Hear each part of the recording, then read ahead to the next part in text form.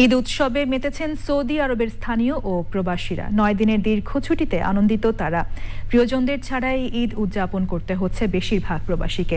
Saudi আরব থেকে ঈদ উদযাপনের খবর জানাচ্ছেন MY আলাউদ্দিন।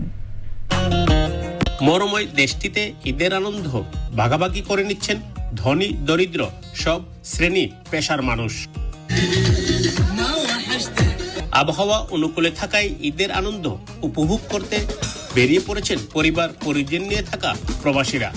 বিনোদন কেন্দ্রগুলিতে দর্শনার্থীদের ভিড়।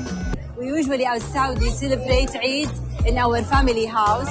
So this is the first time I'm really surprised. সাগরের পাড়ে খুব আনন্দ ভোগ করতেছি। আলহামদুলিল্লাহ ঈদটা খুব ভালোভাবে কাটতেছি। দেশে থাকা প্রিয়জনদের সঙ্গে মুঠোফোনে কথা বলে ঈদ শুভেচ্ছা বিনিময় করেছেন প্রবাসীরা। ঈদের নামাজ পড়ে কর্মস্থলে যোগ দিয়েছেন জরুরি সেবাদানকারী প্রতিষ্ঠানে কর্মকর্তারা। আজকে ঈদের দিন, আজকেও কাজ করতে হইতেছে। তো আমাদের ফ্যামিলি বাংলাদেশে ফ্যামিলি সবারই মিস করতেছি অনেক।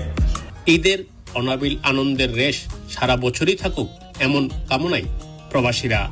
এই ফায়ার ওয়ার্কের মাধ্যমে স্থানীয় এবং প্রবাসীদের ঈদের আনন্দকে উপভোগ করার জন্য পদক্ষেপ নিয়েছে সৌদি সরকার।